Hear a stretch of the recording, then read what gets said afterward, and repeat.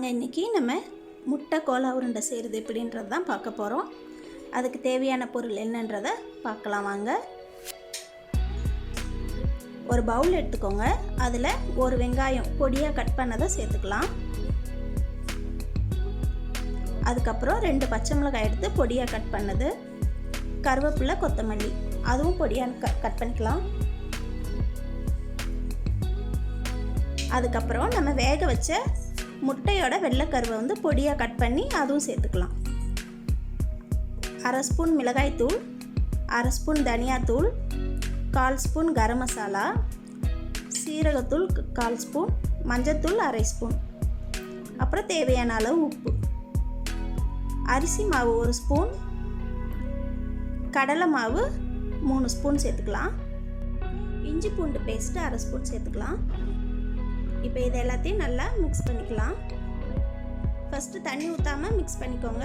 அதுக்கப்புறம் தேவையான அளவு தண்ணி சேர்த்துக்கலாம். தண்ணி கொஞ்சமாக தெளித்து பிசைஞ்சுக்கோங்க.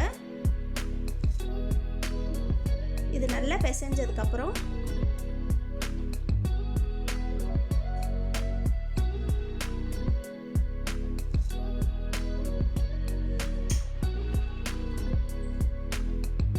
இப்போ இதை சின்ன சின்ன உருண்டையாக நம்ம உருட்டிக்கலாம்.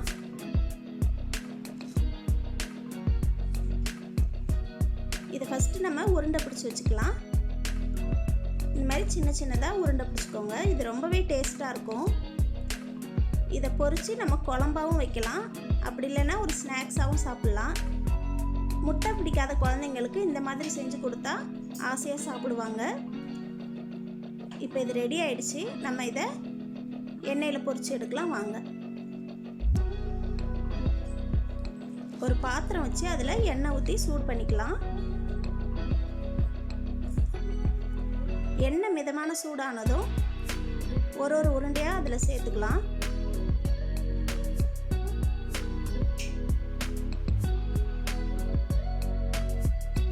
இதுக்கு எண்ணெய் ரொம்ப சூடாக இருக்கக்கூடாது, மீடியமான சூடு தான் இருக்கணும்.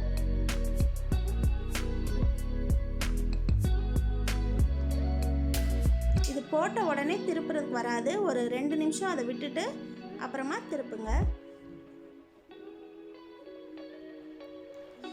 இப்போ ஒரு சைடு வெந்துருச்சு, நம்ம இன்னொரு சைடு திருப்பி விட்டுருக்குறோம். இது நல்லா கோல்டன் கலர் வரவும் நம்ம எடுத்துடலாம். இப்போ பாருங்கள், இது ரெடி ஆயிடுச்சு. இது சாப்பிட ரொம்ப டேஸ்ட்டாக இருக்கும். 10 நிமிஷம் வேலை தான் அது. இப்போ இது ரெடி ஆயிடுச்சு. வாங்க இதை எடுத்துடலாம்.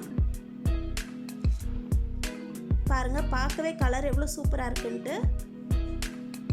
இதை கண்டிப்பாக நீங்கள் இந்த வீடியோ பார்த்துட்டு ட்ரை பண்ணி பாருங்கள்.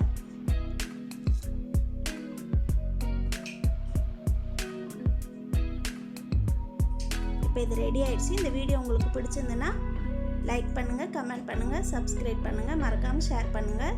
உங்களோட கருத்துக்களை சொல்லுங்கள்.